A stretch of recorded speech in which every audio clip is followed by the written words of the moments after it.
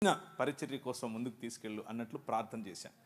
నాకు James guarantee చాలా అభిమానం. ఆయన పిలిచాడు అన్న ఒకే ఒక కారణం చేతనే మొన్న రాజమండ్రికి కూడా నేను వచ్చాను. యాక్చువల్గా నేను ఈ మీటింగ్కి రావటానికి కర్నూలులో ఉన్న చలం అండ్ సుజాత వాళ్ళు నాకు చెప్పారు, ఆ మాట నిజమే. కానీ దానికంటే ఎక్కువగా నేను ఇష్టపడి వచ్చాను. ఒకరు చెప్పినందుకు ఏదో కాదు, నేనే ఇష్టపడి వచ్చాను. నాకు ఇష్టం. ఏంటి ఆ ఇష్టం అని అంటే, జేమ్స్ గారు చేసే పరిచర్యలు అంటే ఇష్టం. జేమ్స్ గారు ఉన్నట్లు మాట్లాడతారు కాబట్టి ఇష్టం. జేమ్స్ గారితో కలిసి నడవాలి అన్న ఆలోచన ఉంది. కలిసి నడిచే క్రమంలో కొన్ని విషయాలు నేను నేర్చుకోవాలి, కొన్ని విషయాలు ఆయన నేర్చుకుంటాడు. అలాంటి అవకాశం నాకు ఇమ్మని ప్రభువుని అడుగుతున్నాను. కాబట్టి ఇష్టపూర్వకంగా వచ్చాను. మా అమ్మ బాగా ఉంటే రేపు కూడా ఉంటాను. ఇప్పుడే కాదు, ఎప్పుడు పిలిచినా వస్తాను. జేమ్స్ గారితో ఉన్నవారు, జేమ్స్ గారితో కలిసి పరిచర్య చేస్తున్న వాళ్ళు ఎవరైనా సరే నా నంబర్ జేమ్స్ గారు ఇస్తారు, తీసుకొని జస్ట్ కాల్ చేయండి. నేను రాకపోతే అడగండి, నేను ఎప్పుడైనా వస్తాను. నేను అన్యాక్సెసిబుల్ ఏమీ కాదు. నేను సాధారణమైన మనిషిని. సాధారణంగా నేను తిరుగుతూ ఉంటాను. నేను ఒక్కనే వస్తాను ఎప్పుడు వచ్చినా. నాకు ముందు ఒక 10 మంది, వెనకలో 10 మంది ఉండరు. నేను ఒక్కనే వస్తాను, నేను ఒక్కనే డ్రైవ్ చేసుకొని వస్తాను. నాకు రాజమండ్రిలో ఇల్లుంది, అక్కడ ఉంటాను, చుట్టుపక్కల అన్నీ తిరుగుతూ ఉంటాను. So I'm very free, more like you. మీతో కలిసి కూర్చోవటం, మీతో కలిసి భోంచేయటం, మీతో కలిసి మాట్లాడటం నాకు ఇష్టం. సో మీకు ఏదైనా ప్రశ్నలు ఉంటే, ఇప్పుడు ప్రశ్న జవాబులు అన్నారు కాబట్టి మీరు ఇది అడగచ్చో లేదో, ఇలా మాట్లాడచ్చో లేదో అన్న ఆలోచన లేకుండా మనసులో ఉన్నట్లు అడిగేసేయండి. ఒకవేళ అడగటం కాదు, ఇన్ని కడిగేద్దాం అని అనుకున్నా కడిగేయండి. నేను రెడీ, దానికైనా రెడీ, దీనికైనా ready. Over to you brother. Thank you sir. మీరు నువ్వు ఆ సార్ ఆపేసి, లాస్ట్ టైం కూడా చెప్పినా నీకు, నేను ఈయన డిబేట్లో కూడా మాటికి సార్ అంటుంటే నువ్వు సార్ అనుకున్నాను, చాలా దూరం ఉంటుంది అన్నాను. నీకంటే పెద్దోడిగా అన్న అంటే అయిపోలా అని కూడా చెప్పా, ఇంకా నువ్వు సార్ అంటున్నావు. లేదు సార్, అందరినీ నేను అన్నాను కదా. లేదు సార్ అన్న అంటే సార్ అన్న సారు ఇవన్నీ మనకెందుకు, కరెక్ట్గా అన్నాను. ఓకేనా, మీరు మాతో జర్నీ చేయడం కదన్నా, మేమే మీతో జర్నీ కోరుకుంటున్నాం అన్నాం, మా ఫ్యూచర్ అంతా. ఎందుకంటే మేము మీరు ఎంతో గొప్పగా వాడబడుతున్న, ఇంత సాధారణంగా ఉండడం మేము చూసి మేము చాలా చోట్ల మీకోసం విన్నప్పటి నుండి మీతో జర్నీ మేము ఎప్పటి నుంచో కోరుకుంటున్నామన్నా. ఇదే కాదు, మాకు ప్రతి ఏడాది మీరు రావాలి, మీరు మాకు మాట ఇక్కడే ఇవ్వాలి. ప్రతి ఏడాది కాదు, ప్రతి నెల మేము యూత్ మీటింగ్ కండక్ట్ చేస్తాం, ఖచ్చితంగా రావాలి. Any time for you. Thank you అన్న. ఐ థింక్ డైరెక్ట్గా ఇంకా మీరు మాకు ఒక స్వేచ్ఛనిచ్చారు, కడిగేమని కూడా. కడిగేయండి. ఓకే సార్, ఓకే అన్న. అయితే మొట్టమొదటిగా మా ప్రశ్న ఏంటంటే అన్న, ఇప్పుడు దేవుడు మానవులందరినీ ఒకేలా సృజించాడు. అయితే ఈరోజు మన ఇండియాలో, ప్రాముఖ్యంగా మన భారతదేశంలో ఇన్ని కులాలు, ఇన్ని మతాలు ఇవన్నీ పుట్టుకొచ్చి మనకు కనబడుతున్నాయి, మనుషుల మధ్య వ్యత్యాసాలు. అసలు వీటన్నిటికీ మూలం బైబిల్ అయితే ఏం చెప్పట్లేదు, కానీ దేవునికి ప్రతినిధులుగా, దేవుని కుమారులుగా మనల్ని చేస్తే, ఇప్పుడు మన భారతదేశంలో ఉన్న కొన్ని మత గ్రంథాలు, ఆ మత గ్రంథాల్లో ఉన్న ఈ వర్ణ వ్యవస్థ కావచ్చు, ఈ కుల వివక్ష, దీనివల్ల చాలా వర్గాలకు సంబంధించిన వారు చాలామంది బాధపడ్డారు. అసలు వీటి వల్ల ఉపయోగం ఉందా, లేదంటే ఇవి ఇలానే కొనసాగితే మన భారతదేశం యొక్క పరిస్థితి ఏంటి, దీనికి క్రిస్టియానిటీ తరపున మనం ఎలా స్పందించాలి, దీని మూలాల కోసం మాకు కొంచెం తెలియజేయండి. Excellent question. ఈరోజు సాయంకాలం నేను దేవుని రాజ్యం, మిషనరీ ఉద్యమం గురించి మాట్లాడబోతున్నాను. మిషనరీ ఉద్యమంలో మీరు అడిగిన ప్రశ్నకు కూలంకషంగా, అంటే చాలా లోతుగా కొన్ని విషయాలను తీసుకుని మాట్లాడే ప్రయత్నం చేస్తాను. అక్కడ మీకు విశాలమైనటువంటి ఒక దృక్పథం, విశాలమైనటువంటి దేవుని రాజ్యానికి సంబంధించినటువంటి ఒక వైఖరి మీకు వచ్చే విధంగా ఆ సెషన్ ఉండబోతోంది. కాబట్టి చాలా క్రిస్ప్గా, అంటే తక్కువ సమయంలోనే ఈ ప్రశ్నకు సమాధానం చెప్తాను. భారతదేశం మాత్రమే కాదు, ఎక్కడెక్కడ మతం ఉంటుందో అక్కడక్కడ విభజన ఉంటుంది. అది క్రైస్తవ మతమైనా సరే, మళ్ళీ చెప్పనా, ఎక్కడెక్కడ మతం విస్తరిస్తుందో అక్కడక్కడ విభజన ఉంటుంది. ఎందుకు అనంటే మతం మానవ కల్పితం.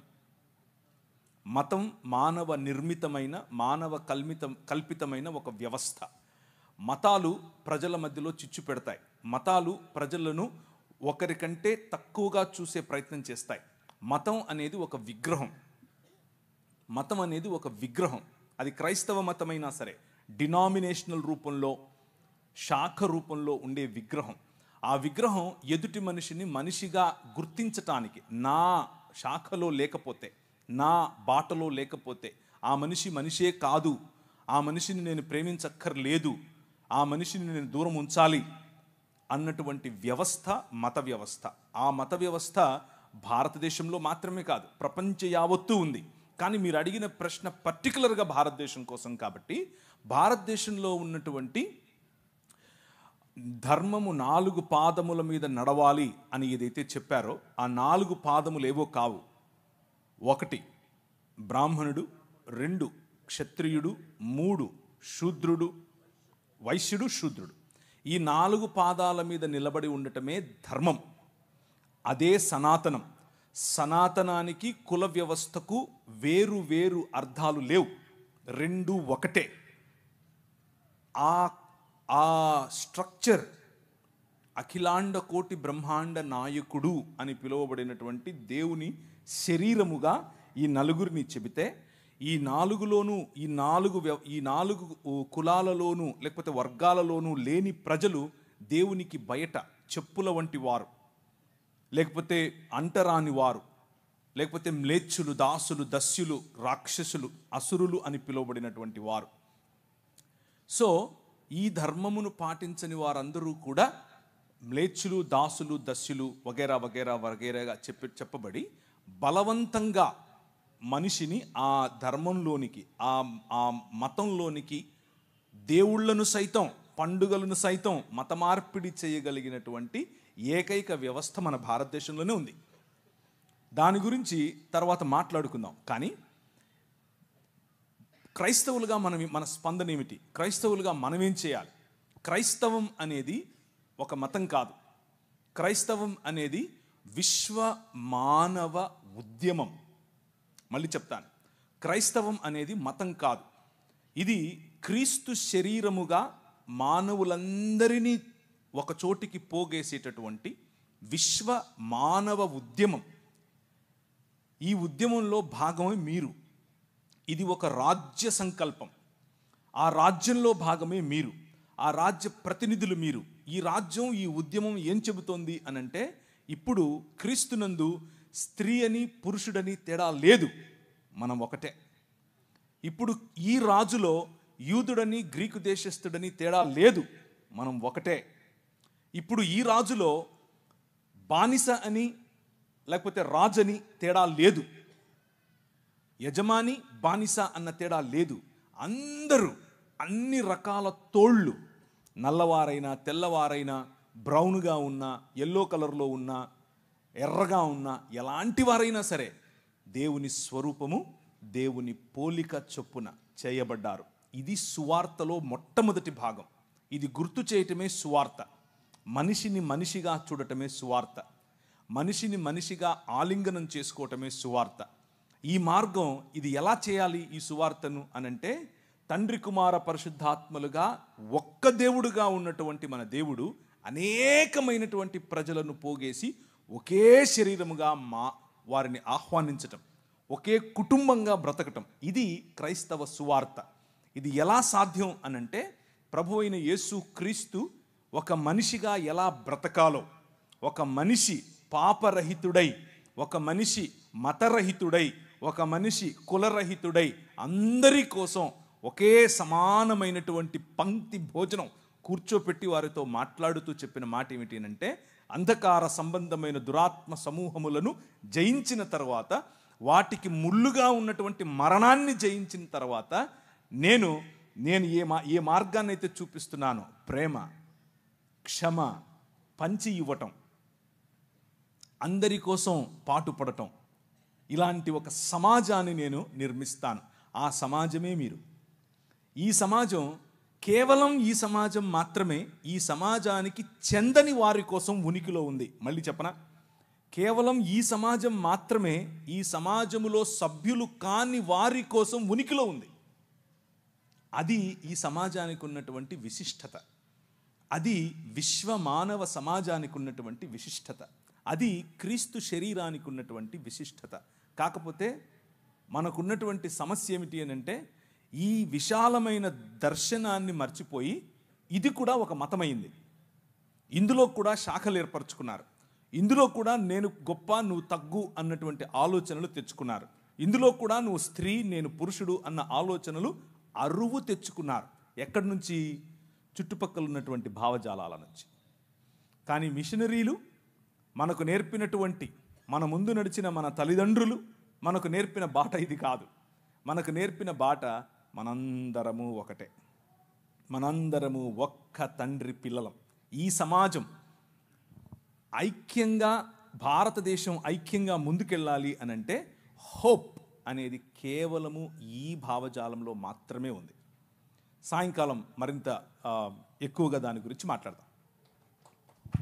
థ్యాంక్ యూ అన్న. అయితే మీరు చెప్పింది అంత బాగుందన్న. కాకపోతే మరొక చిన్న ప్రశ్న ఇందులో నుండి. ఇప్పుడు క్రిస్టియానిటీ గురించి చాలా మంచిగా మాట్లాడుతున్నారు. అసలు క్రిస్టియానిటీకి మన దేశానికి అసలు సంబంధం లేదు కదా. ఎక్కడో పుట్టిన క్రైస్తవ్యానికి మన ఇండియాకి సంబంధం ఏంటి అసలు?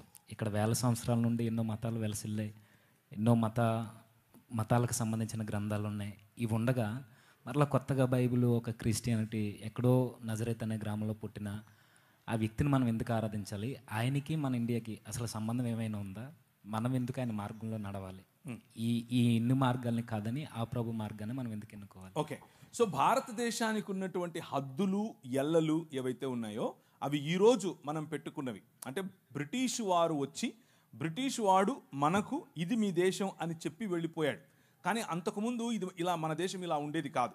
మన దేశం చిన్న చిన్న రాజ్యాలలో విడిపోయి ఉండేది. ఉదాహరణకు తెలుగునాటనే మనకు కనీసం 4 రాజ్యాలు ఉండేవి, తమిళనాట 2 రాజ్యాలు 3 రాజ్యాలు ఉండేవి. అలా సమయం మారే కొద్దీ జియోగ్రాఫికల్ బౌండరీస్ అంటే మనకున్నటువంటి ఖగోళ కాదు, ఈ మన హద్దులు ఏవైతే ఉన్నాయో అవి మారుతూ వచ్చాయి. కానీ యేసుక్రీస్తు పుట్టిన సమయంలో ఆ రోజు ఉన్నటువంటి భారతదేశం నిజానికి అదంతా ఒకే రాజ్యమే. అక్కడ మొదలుకొని ఈ భారతదేశానికి, అక్కడ ఉన్నటువంటి దేశానికి, లేకపోతే ఇస్రాయేల్ ప్రాంతానికి ఇప్పుడున్నటువంటి సంబంధం కాదు. అప్పుడెప్పుడో దావీదు సమయం నుంచి కూడా నెమళ్ళు, కోతులు, అలాగే మిరియాలు ఇక్కడి నుంచి, సుగంధ ద్రవ్యాలు ఇక్కడి నుంచి ఎగుమతి అయ్యేవి. సో మంచి దౌత్యపరమైనటువంటి సంబంధాలు ఉన్నవే. రాజ్యములు వేరైనా కానీ మనమంతా ఒకటిగానే ఉన్నాం. భారతదేశం ఆ రోజుల్లో ఇక్కడి వరకు ఇప్పుడున్నటువంటిదే కాదు. జావా, సమత్రా, థాయిలాండ్, అలాగే మలేషియా, సింగపూర్, అటుపైకి ముందుకెళ్తే మ్యాన్మార్, ఇటు వెళితే ఆఫ్ఘనిస్తాన్, పైన కశ్మీర్ పైన ఉన్నటువంటి కొన్ని ప్రాంతాలు, ఇరాన్ దగ్గరగా ఉన్నటువంటి ప్రాంతాలు, ఇవన్నీ కూడా భారతదేశంలో భాగమే. ఎస్తేరు గ్రంథం రాయబడినప్పుడు భారతదేశం వరకు కూడా ఎస్తేరు యొక్క హస్బెండ్ రాజు భారతదేశం పైన రాజే ఆ రోజుల్లో. సో ఇదంతా కూడా మనం ఏర్పరచుకున్నటువంటి హద్దులు. ఇది భారతదేశం, ఇది వేరే దేశం, ఇది కజాకిస్తాన్, ఇది తుర్క్మెనిస్తాన్. అలా కాదు, ఒకప్పుడు అలా లేదు. ఇదంతా కూడా ఒక్క మానవ మనుగడకు అవసరమైనటువంటి ఒక్క ప్లానెట్. అన్నిటిని ది బైబిల్ ఏం చెప్తుంది అని అంటే, ప్రపంచమంతా ఆయన చేతి పని, ఇది ఆయనదే. ఎవరైతే ప్రశ్నిస్తున్నారో ఎక్కడి నుంచో వచ్చిన మతమని, వాళ్ళే ఎక్కడి నుంచో వచ్చారు.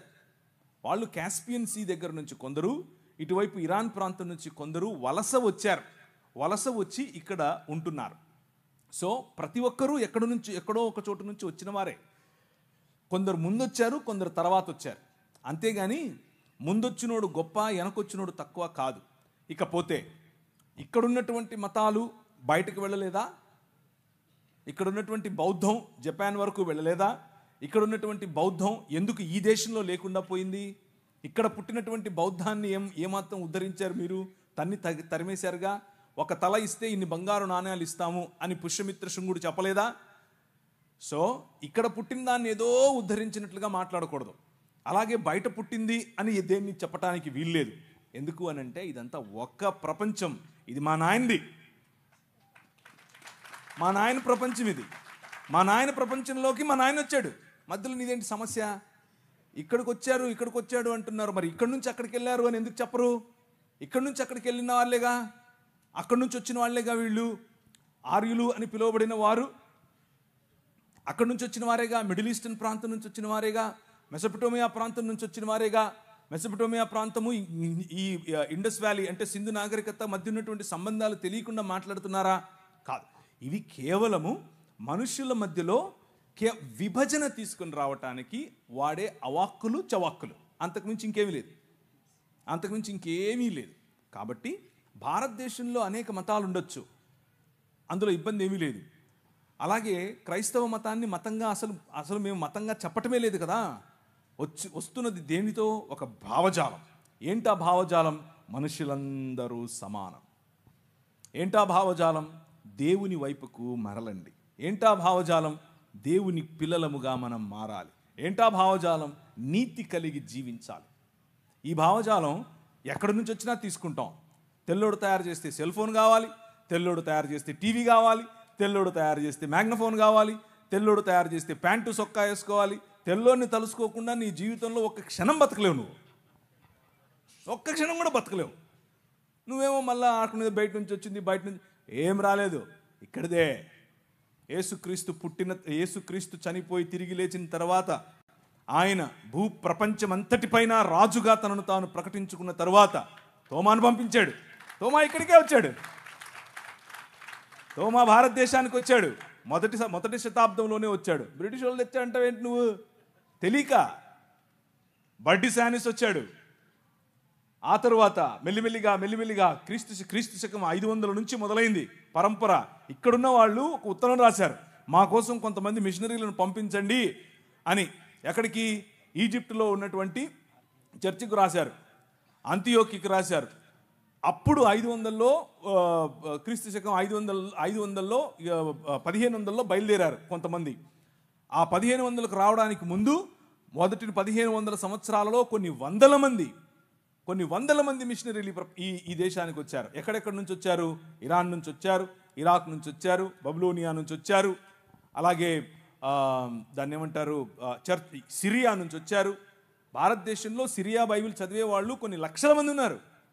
తెలియక సిరియాలో బైబిల్ చదివే వాళ్ళు ఈ రోజు కూడా భారతదేశంలో లక్షల మంది ఉన్నారు. సో ఇది కొత్త మతం ఏం కాదు. 2000 సంవత్సరాలుగా ఉనికిలో ఉన్న మతం, 2000 సంవత్సరాలుగా ఉనికిలో ఉన్న మానవ మార్గం, మనిషిని మనిషిగా గుర్తించే మార్గం. ఈ మార్గం బయట నుంచి వచ్చిందేమి కాదు, ఇక్కడిదే. ఓకే అన్న, థ్యాంక్ యూ అన్న. అయితే మరలా కంటిన్యూషన్ క్వశ్చన్, అంటే మీరు చెబుతున్న ఆన్సర్లో నుండి మాకు మరలా ప్రశ్నలు వస్తున్నాయి. ఈ మతం ఎక్కడిదే అంటారు, అదే ఈ మార్గం, ఈ ప్రభు స్థాపించిన ఈ మార్గం ఏదైతే ఉందో ఇది ఎక్కడిదే అంటున్నారు. అయితే ఈ పరిసర ప్రాంతాల్లో మన భారతదేశంలో కొన్ని చోట్ల సువార్త చేస్తున్నప్పుడు అడ్డుకుంటున్నారు. అంటే కొన్ని దేవాలయాల దగ్గర, కొన్ని గుడుల దగ్గర ఇలా అడ్డుకుంటున్నారు. నిజానికి అసలు ఆ పరిసర ప్రాంతాల్లో సువార్త చేసే అధికారం క్రైస్తవులకు ఉందంటారా? అసలు మన సువార్త పరిధులేంటి? అయితే కొంతమంది అంటున్నారు వీధి సువార్త కూడా అవసరం లేదని కొంతమంది పాస్టర్లు కూడా మాట్లాడుతున్నారు. వీటి రెండింటిని గురించి మాకు వివరణ కావాలన్నా. ఇది మనదే అయినప్పుడు మనం ఎందుకు సువార్త చేయకూడదు? రైట్, మనదే. ఈ దేశం మంది, ఈ ప్రపంచం మంది, మన్నాయింది. కానీ అదే స్టేట్మెంట్ అందరూ ఇవ్వచ్చు. అదే స్టేట్మెంట్ ప్రతి మనిషి ఇవ్వాలి. ప్రతి మనిషికి ఆ హక్కు ఉంది. నేను సువార్త చెప్తున్నాను. నేను ఒక ఊరికి వెళ్ళాను, ఎక్కడ అంటే గుంటూరు జిల్లాలో ఒక చిన్న గ్రామం. ఆ గ్రామానికి వెళ్ళాను. నైట్ పడుకున్నాను. బాగా లేట్ అయిపోయింది మీటింగ్ లేట్ అయిపోయిన తర్వాత మనోళ్ళు రావడమే 9:30, 10కి వస్తారు. 12:30కు మీటింగ్ అయిపోయింది. సరే అని వెళ్ళి పడుకున్నాను. ఉదయం 3:30, 4 అయింది. 4 అవ్వంగానే గంట కొట్టింది. టింగ్ టింగ్. యెహోవా వలన ఆశీర్వదింపబడినవాడా లే, సోమరి లే అంటున్నాడు. ఎవడు ఏ ఆకాశవాణి ఏంటిది అనుకున్నాను. బయటకు వచ్చి చూస్తే బొంగులు పెట్టినాడు ఇంతవి. నేను పాస్టర్ గారిని అడిగాను, ఏంటండి మరుసటి ఏంటండి పాస్టర్ గారు ఏదో సౌండ్ సువార్త చెప్తున్నామండి అన్నాడు. అబ్బో భలే చెప్తున్నారు సువార్తలు. ఎలా చెప్తారు? నిద్రపోయేవాడిని కెలికి లేపి సువార్తనా? అది సువార్త కాదు. దానివల్ల మనం చెప్పే మెసేజ్కు విసుగు వస్తుంది. ప్రజలకి విసుగు రాకుండా చేయాలి. ఆ శుక్రవారం పూట మసీదుకి వెళ్ళి ఒకడు వాడికున్న నిష్టలో, వారికున్నటువంటి భక్తిలో, వారికున్నటువంటి దైవభీతిలో మసీదుకి వెళ్ళి వస్తున్నారు. నువ్వు ఆ మసీదు కాన్ని నిలబడుకొని అస్సలాము అలైకుం సాహబ్ ఏలో అని చెప్పి వాడికి ఇచ్చావనుకో, ఏమంటాడు? 4 వేస్తాడు. ఎందుకేడు అంటే మనకు ఒక కామన్ సెన్స్ ఉండాలి. ఒక కామన్ సెన్స్తో మనం పనిచేయాలి. ఉదాహరణకు ఎవరైనా వాళ్ళ ఇంట్లో చనిపోయారు, ఆడి దగ్గరికి వెళ్ళి రికార్డింగ్ డాన్స్ పెడతారా? పెట్టరు. Common sense. అరే వాడు దుఃఖంలో ఉన్నాడు, దుఃఖంలో మనం కలిసి కొద్దిగా సాంత్వన ఊరట ఇచ్చే పని చేద్దాం. ఎవరింట్లో అన్నా పెళ్లి జరుగుతుంటే వెళ్ళి ఇంట్లో చచ్చిపోయారండి ఏడుతాం మనం. ఎందుకు ఏడం? అది అది కరెక్ట్ కాదు. అది మనకు కూడా తెలుసు. అలాగే మనం ఏదైనా క్రీస్తుని గురించి చెప్పాలి అని అంటే దానికి టెంపులే దొరికిందా, మసీదే దొరికిందా? అవసరం లేదుగా. ఎందుకు చేయాలి అక్కడ? సో మనమే కావాలని రెచ్చగొట్టేట్లుగా ఎప్పుడూ ప్రయత్నం చేయకూడదు. ఇది మనది కాబట్టి నా ఇష్టం వచ్చినట్టు తిరుగుతాను అని చేయకూడదు. స్వేచ్ఛ అనంటే విచ్చలవిడితనం కాదు, యథేచ్ఛవర్తన కాదు. స్వేచ్ఛ అంటే అవతలి వ్యక్తి మూడేంటి, అవతలి వ్యక్తి ఎలా ఉన్నాడు, అవతలి వ్యక్తి ఎలా స్పందిస్తాడు, అవతలి వ్యక్తితో నేను ఏం చెప్పాలి, ఎప్పుడు పంచుకోవాలి అని సమయాన్ని చూసి ఆ సమయంలో మంచి స్నేహభావంతో గౌరవప్రదంగా ఆయనకు క్రీస్తును పరిచయం చేయాలి. వీధి సువార్త చేయండి, తప్పేమీ లేదు. కానీ వీధి సువార్త పేరిట గొడవలు పెట్టుకోవద్దు. మొన్న కొందరు వెళ్ళారు, క్రైస్ట్ గాస్పెల్ టీం, సంచులు వేసుకుని తెల్ల బట్టలు వేసుకుని పోయినారు. పోతే అక్కడ వాళ్ళు అడ్డుకున్నారు. వాళ్ళు కొట్టనీకి వస్తే ఈడు కొట్టనీకి వెళ్తున్నాడు, ఆడు తిడితే ఈడు తిడుతున్నాడు.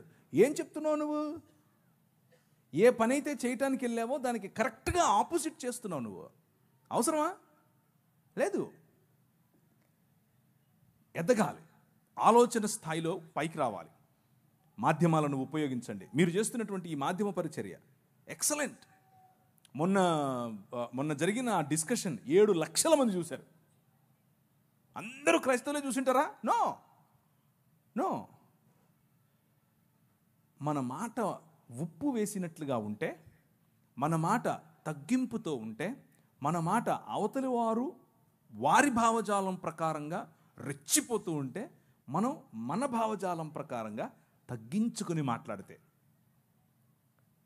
ప్రజలను గెలవడం చాలా ఈజీ. ప్రజలను గెలుస్తాం. ఈ భావజాలంతోనే ప్రభువు ఈ లోకాన్ని గెలిచాడు. మనం అలాంటి భావజాలంతోనే సువార్త చేయాలి. సో సువార్త చేయండి, ఇది మన దేశం, కానీ సమయస్ఫూర్తి కలిగి చేయండి. ఉదాహరణకు ఏదైనా వేరే గ్రామానికి మీరు వెళ్తున్నారు, ఇక్కడ నుంచి ఒక టీం వేసుకుని, అక్కడ ఉంటారు కదా క్రైస్తవులు. ఒకవేళ ఉంటే వారికి ఇన్ఫామ్ చేయండి, మేము వస్తున్నాం, మేము పని చేయాలనుకుంటున్నాం, మీకు సమయం వీలైతే మాకు తోడుగా ఉండండి, మేము చేస్తాం, వెళ్ళండి.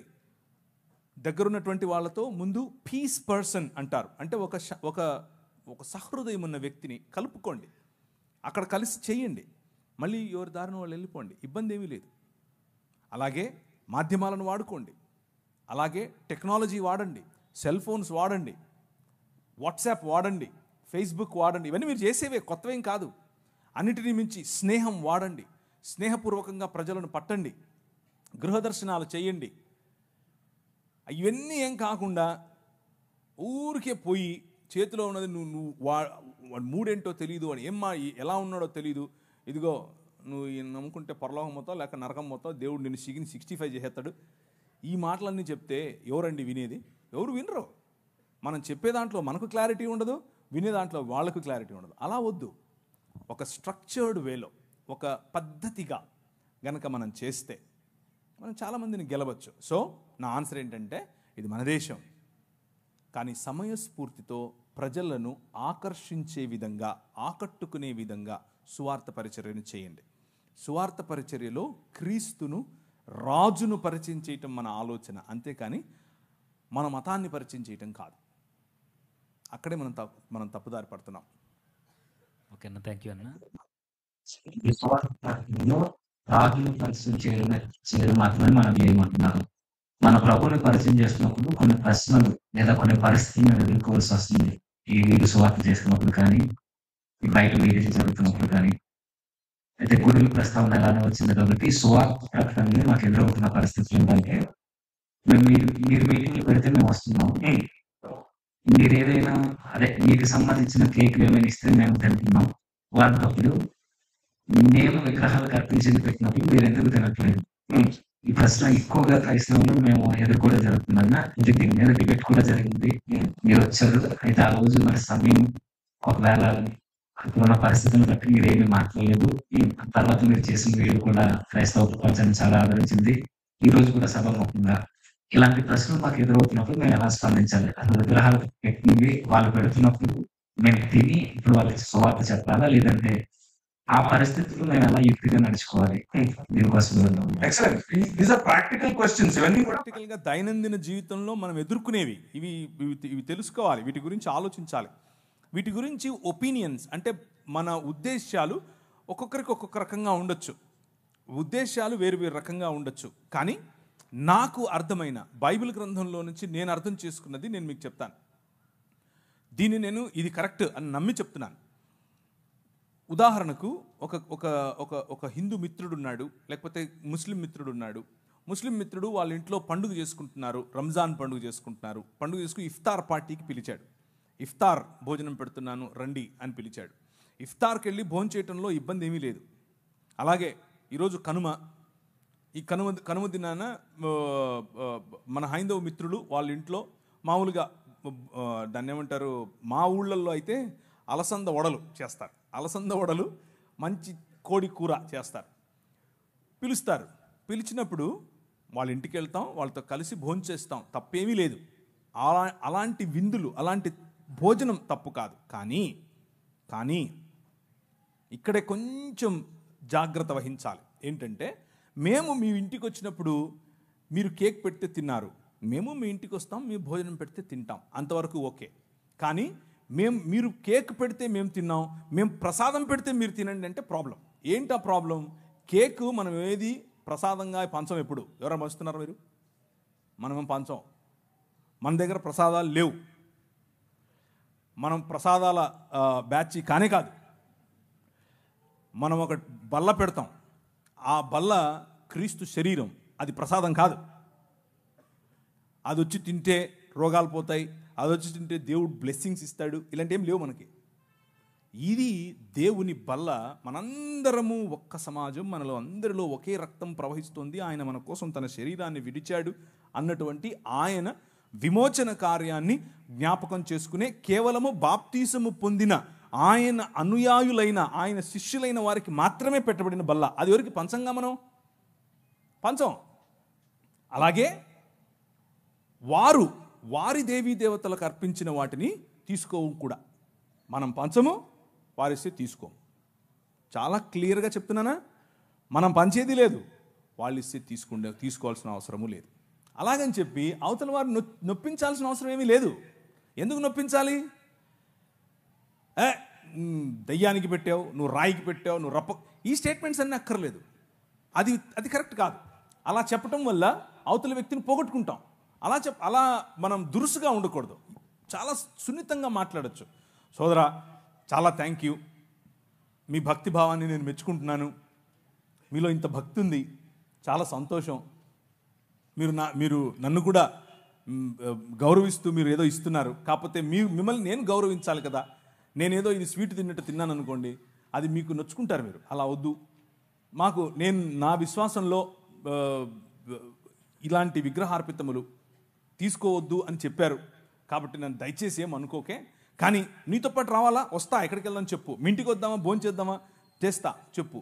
ఇలా మనం స్నేహాన్ని పెంచుకోవచ్చు. కానీ సత్యాన్ని కూడా చెప్పాలి. సత్యం చెప్తూ స్నేహాన్ని పెంచుకోవాలి. వాళ్ళేం నొచ్చుకోరు.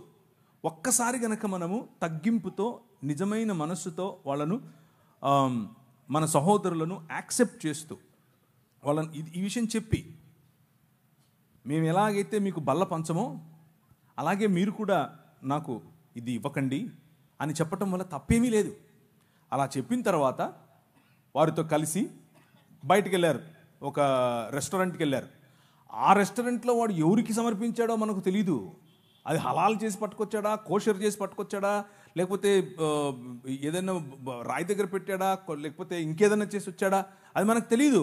డబ్బులు ఇవ్వాలి, కొనుక్కోవాలి, ఇద్దరం కలిసి ఛాయ్ తాగాలి, బిర్యానీ తినాలి, ఎవరి ఇళ్ళకి వెళ్ళిపోవాలి. అది ప్రసాదం ఏం కాదు. మీకు అర్థమవుతుందా నేను చెప్పేది? సో అందులో ఏం కెమికల్ లేదు, అందులో ఏదో వేరే శక్తులు వచ్చి మీకు పట్టేటి ఏమీ లేవు. కానీ ఎప్పుడైతే మీరు ఇది మా దేవునికి అర్పితమైనటువంటి భోజనము, ఇది మీరు తింటే మీకు లబ్ధి, ఇది మీకు మంచిది, ఇది ఇది ఇది ప్రసాదము అని మీకు ఇస్తారో, అప్పుడు దాన్ని ఏకీభవించి వారితో అవునా నాకు కావాలి అని మీరు ఎప్పుడైతే వారితో ఏకీభవిస్తారో, అప్పుడు మీరు వారి భావజాలంతో ఏకీభవించినట్లు. వారి భావజాలం ఏమిటిది? వారి భావజాలం విగ్రహము అనే భావజాలం. బొమ్మ కాదు. బొమ్మకు విగ్రహానికి చాలా తేడా ఉంది. బొమ్మలన్నీ బొమ్మలే, విగ్రహం వేరు. విగ్రహం వెనుక ఒక భావజాలం ఉంది. ఆ భావజాలం మన పైన ప్రభావం చూపిస్తుంది. చిన్న లడ్డేగా ఏమవుతుంది అని అనుకుంటాం ఫస్ట్లో. అది మెల్లిమెల్లిగా లడ్డూ కాస్త తెడ్డేస్తుంది మన మీద. జాగ్రత్త పడాలి. ఏముంది ఉప్మా అనుకొని తింటాను. ఉప్మా అనుకొని తింటాం కాదు. అక్కడ ఆ ఉప్మా ఎవరికైతే సమర్పించారో వాడు ఉప్మా కాదు, చాలా చెప్మా చేస్తాడు. తర్వాత కావాలని కాలు జారద్దు, కావాలని పోయి వాడి దగ్గర పడద్దు. నీకు తెలియకుండా ఇచ్చాడా కథ వేరు. కానీ తెలిసి ఒప్పుకోలు, అవును నేను అగ్రి అవుతున్నాను నీతో అన్నటువంటి భావనలో తీసుకోవద్దు. డైరెక్ట్గా చెప్పండి, లేదు సోదరా నెక్స్ట్ టైం నుంచి నీకు కేక్ వద్దంటే కేక్ కూడా ఇవ్వనని చెప్పండి. నీ ప్రాబ్లం ఏంటి? నేను కేక్ ఇస్తే నువ్వు తినకూడదు, అంతే కదా. కేక్ ఇయ్యనబ్బా, అంతేగా, అయిపోలే. కానీ మన ఇద్దరం దోస్తే మళ్ళా ఫ్రెండ్షిప్ వదలద్దు, ప్రసాదం వదలండి. ప్రసాదం అంటే కేవలం భోజనం గురించి మాత్రమే చెప్పట్లేదు నేను. ఉదాహరణకు మీ పిల్లలకి ఏదైనా డ్యాన్స్ నేర్పించాలనుకుంటున్నారు. డ్యాన్స్ తప్పేమీ లేదు, లలిత కళలు తప్పు కాదు. లలిత కళలు మన దేవుని, మన ఆయనవే. కానీ మా నాయన దగ్గర కాకుండా ఆడేనో ఒక ఆయన ఉంటాడు నటరాజు అని, ఆయన దగ్గరికి వెళ్ళి ముందు ఇట్లా పెట్టి అయ్యొద్దు. ఆ డ్రామాలు మనకొద్దు, మన పిల్లలకి అది అస్సలొద్దు. ఒక్కసారి చేశారా అది జీవితాంతం పట్టుకుంటుంది. మీ నాట్యం అంతా కూడా అక్కడికే వెళ్తుంది. నీ తండ్రికి ఆరాధనగా ఉండదు. నీ పాట పాడేటప్పుడు ఎవరిని తలుచుకుంటున్నావు, ఎవరు నీ మధ్యలో ఉంటున్నారు, ఎవరికి ఆరాధనగా నీ పాట, నీ పని. కొంతమంది పని కేవలం డబ్బు కోసం చేస్తారు. ఆ డబ్బు మీకు విగ్రహం. కేవలం ప్రసాదం దగ్గర, ఉప్మా దగ్గర అది అక్కడ ఆగకండి. ఇది చాలా పెద్ద కాన్సెప్ట్. కొంతమందికి కులం ఒక విగ్రహం. దాని కిందనే బతుకుతూ ఉంటారు. పెళ్లి చేయాలంటే కులం కావాలి, భోజనం చేయాలంటే కులం కావాలి, ఎవరి దగ్గరికైనా వెళ్ళాలంటే కులం కావాలి. అసలు మనోడా కాదా అదొక విగ్రహం. విగ్రహార్పితం నువ్వు యాక్చువల్గా అప్పుడు. సో విగ్రహం అనేది నిన్ను మనిషి స్థాయి నుంచి తగ్గిస్తుంది, పశు స్థాయిగా మారుస్తుంది. మెల్లిమెల్లిగా దాని భావజాలం నీ పైన పట్టి పీడిస్తుంది. సో సే నో, వద్దు అని చెప్పండి. నేనైతే అలాగే చెప్తాను. నాకు ఏ సిగ్గు లేదు ఈ విషయంలో. కానీ వద్దని చెప్పి నేను పోగొట్టుకున్న ఫ్రెండ్ లేడు, ఎవ్వరు లేరు. నొప్పించాల్సిన అవసరం లేదు. ఇదొక భ్రమ. ఏంటా భ్రమ అంటే, వద్దు అని చెప్తే అవతలోడు నొచ్చుకుంటాడండి. ఏం నొచ్చుకోడు. ఆడు నొచ్చుకుంటాడో లేదో తెలియదు, కానీ నువ్వు నొచ్చుకుంటావు ముందు. అది నీ సమస్య. ఆనెస్టీ అంటే ఉన్నది ఉన్నట్లుగా నిజాయితీగా ప్రజల ముందు నిన్ను నువ్వు కనబరుచుకోవటం తప్పు కాదు, అది మంచిది. ప్రజలు అప్రిషియేట్ చేస్తారు. ఒకసారి ఏంటబ్బా ఆయన ఇలా చేస్తున్నాడు అని అనుకోవచ్చేమో, కానీ తరువాత నీ సత్ప్రవర్తన, ఏమాత్రము వ్యత్యాసం లేకుండా నువ్వు ఆ వ్యక్తిని క్రైస్తవ భావంతో నువ్వు ఎప్పుడైతే దగ్గరికి తీసుకుంటావో అన్నీ అర్థమవుతాయి ఆయనకి. ఓకే, ఇది ఆయన నిష్ట. ఒక ఆయన వచ్చాడు నా పైన బాస్, అప్పట్లో నేను ఒక కంపెనీలో పనిచేసేవాడిని. ఆయన బ్రాహ్మణోత్తముడు. అమెరికా వెళ్ళాం మేము ఇద్దరం కలిసి. కాదు ప్రవీణ్ గారు మీరు అని మొదలెట్టాడు. ఇక్కడే రామచంద్రాపురం అనుకుంటాను. ప్రవీణ్ గారు మీరు ఏంటండి మీరు అని 1-2 సార్లు నన్ను కొంచెం గెలికాడు.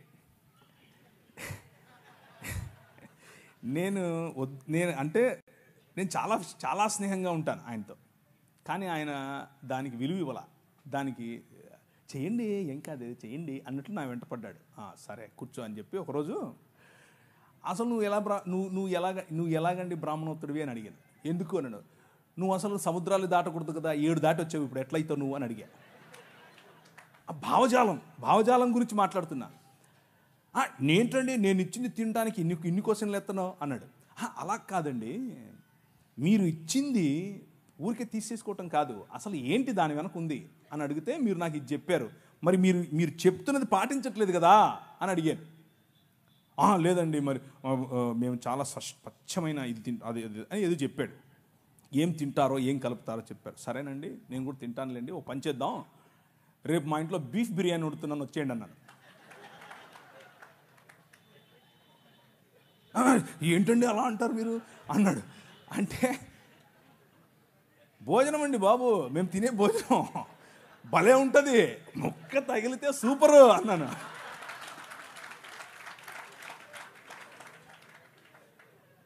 మీరు ఏ విధంగా ఇది తినడానికి జంకుతున్నారో మీ నిష్టలో ఇది తినకూడదు అన్నది మీ భావన, తినరు. అలాగే మా నిష్టలో అది తినకూడదు అన్నది భావన, దాన్ని అర్థం చేసుకోండి. అంతేగాని పద్దానికి వచ్చి మీరు ఇలా క్వశ్చన్ చేస్తే నేను కూడా క్వశ్చన్ చేయాల్సి వస్తుందని చెప్పాను. బీఫ్ బిర్యానీ సూపర్ ఉంటుంది, దోశ వేసి పెడతా అన్నాను. బీఫ్ వండి దోశ బీఫ్ ఏంటండి ఆ కాంబినేషన్ ఏంటండి. నేను అన్నాను భలే ఉంటుందండి బాబు, మీకు తెలియదు సూపర్ ఉంటుంది. ఇంకా మా ఊళ్ళల్లో సంగటి చేస్తారన్నాను. సంగటి ఆయనకి తెలియదు, అర్థం కావట్లేదు ఆయనకి, సంగటి ఏంటి అంటున్నాడు. అంటే కడపకు రండి ఒకసారి, బీఫ్ వేసుకుని సంగటి వండుకుని దాంట్లో నెయ్యి పోసి తింటే సప్పా సూపర్. ఆయన తట్టుకోలేక చెవులు మూసుకెళ్ళిపోయాడు. టచ్లోనే ఉన్నాడు, ఇంకా ఫ్రెండే, కానీ అర్థం చేసుకున్నాడు. ఆయన నన్ను పెస్టర్ చేయటం, నన్ను ఒత్తటం, నన్ను కావాలని ఒత్తేది నేను ఒత్తితే ఎలా ఉంటుందో అర్థం చేసుకుని ఆపేసాడు. సో ఫ్రెండ్షిప్ మంచిది, ప్రజలను కోల్పోవద్దు, కానీ నీ విశ్వాసం అంతకంటే ముఖ్యం. నువ్వు రోడ్డు మీద నిలబడి సువార్త చెప్పటం ఎంత ముఖ్యమో, నీ ఫ్రెండ్ దగ్గర నిలబడుకొని నేను క్రీస్తును మాత్రమే అనుసరిస్తాను అని చెప్పటం అంతే ముఖ్యం. నువ్వు ఆడిచ్చిందల్లా తీసుకొని తింటే నువ్వు అది చెప్పటం లేదని అర్థం, నీ సాక్ష్యం లేదని అర్థం. సో ఒకరిని గెలవటం కోసం అబద్ధం చెప్పక్కర్లేదు, సత్యం చెబుతూనే గెలవచ్చు. ఆ ప్రయత్నం చేయండి, ఉపయోగపడుతుంది. థ్యాంక్ యూ అన్న. దీనికి కంటిన్యూషన్ అన్నమాట. దేని వల్ల ఇప్పటి వరకు క్రైస్తవేత్తలని ఎలా డీల్ చేయాలని చెప్పండి, మీరు క్రిస్టియానిటీలో వాళ్ళని ఎలా డీల్ చేయాలి మాకు తెలియాలి. ప్రశ్న ఏంటంటే, ప్రార్థన ప్రతిదాన్ని పవిత్రపరుస్తుందని, దేవుడే సృష్టిలో ఉన్న ప్రతి పదార్థాన్ని మనకి ఇచ్చాడని, నువ్వు ప్రార్థన చేసుకున్న విగ్రహాలు కల్పించుకుని మరి తింటే తప్పేంటి, ప్రార్థన పవిత్రపరుస్తుంది కదా అంటే ప్రార్థనకు అంత శక్తి లేదా? విగ్రహాలు పెట్టిన దాన్ని పవిత్రపరచలేదా? ఎందుకు తినకూడదు? దేవుడు పవిత్రపరిచిన ప్రతిదీ ప్రార్థన చేసుకుని తినేమన్నారు కదా. అంటే క్రిస్టియానిటీలోనే కొన్ని ప్రశ్నలు మాకు నిలబడుతున్నాయి. అసలు ఇది ఎంతవరకు వస్తుంది? ప్రార్థన చేస్తే ప్రతి వస్తువు పవిత్రపరచబడుతుందా? ప్రార్థన చేసుకుని విగ్రహాలు పెట్టి తినేసాను.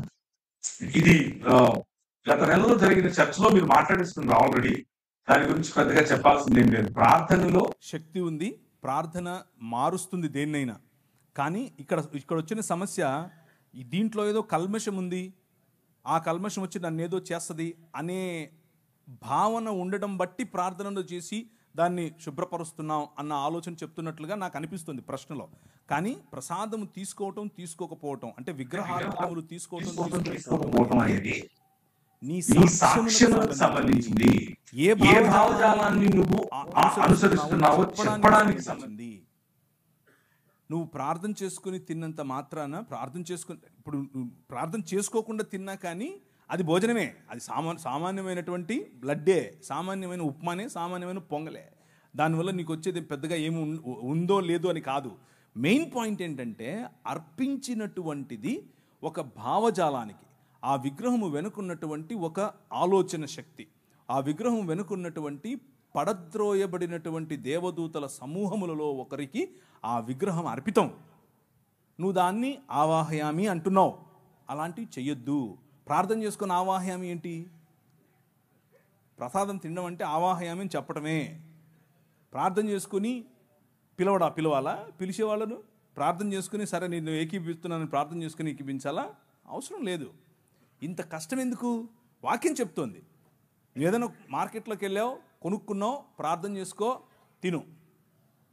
కానీ కావాలని విగ్రహార్పితములా వద్దని చెప్పు. వాక్యం చెప్తా ఉంది. అలా చేస్తే పోలా? దానికి దాన్ని ఏమంటారు, థియోలాజికల్ ఇది చేయాలా?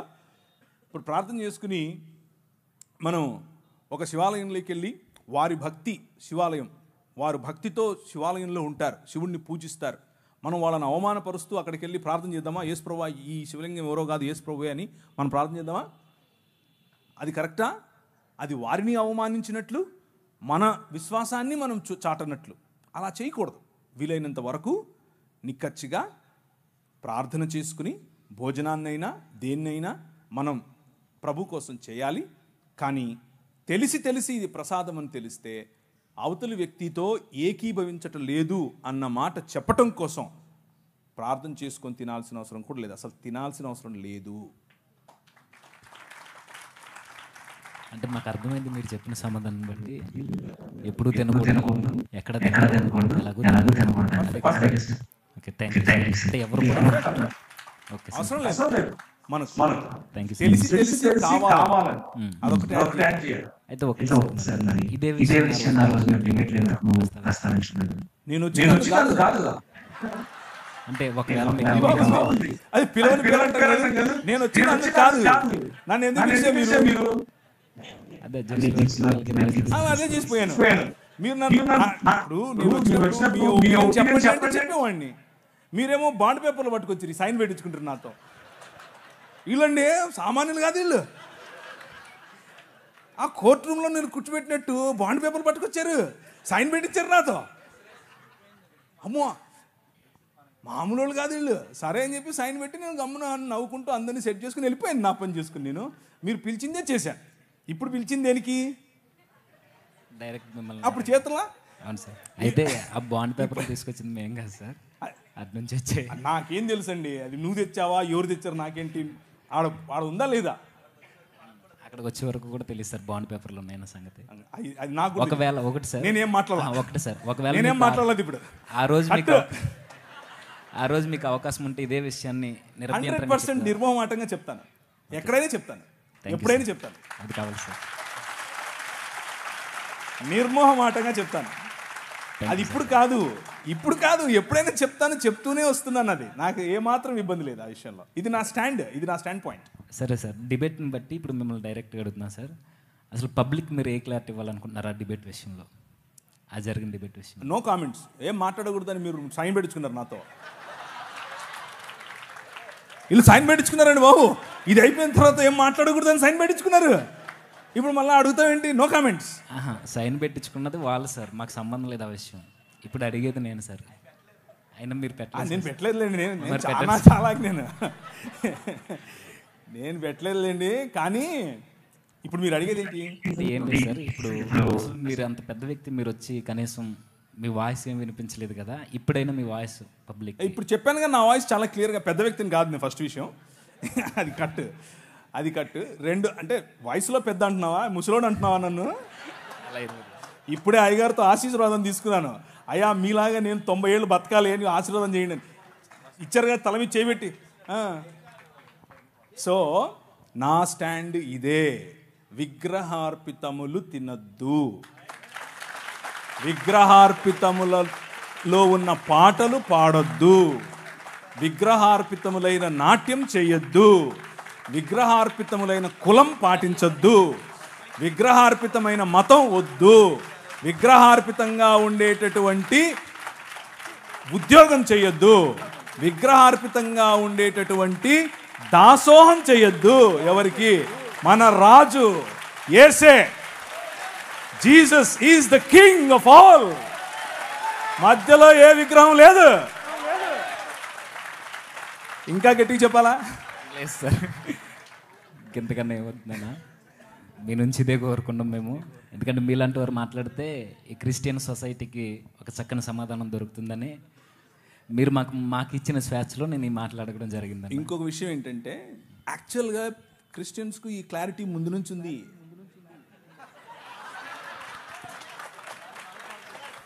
లేదని మీరు అనుకుని నేను తప్పు చెప్పానా సార్? ముందు నుంచి ఉంది, ఇది అందరికీ తెలిసింది. లేదు అని మీరు అనుకుని దాని మీద చర్చ చేసి మళ్ళా ఉందని తెలిసి మళ్ళా లేదని చెప్పి ఇప్పుడు నాతో చెప్పిస్తున్నారు. మీరు చెప్పండి, తినచ్చా తినద్దా? తెలుసా వాళ్ళకు?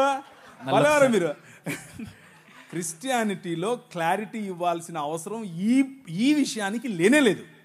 ఎందుకు అనంటే అందరికీ తెలుసు.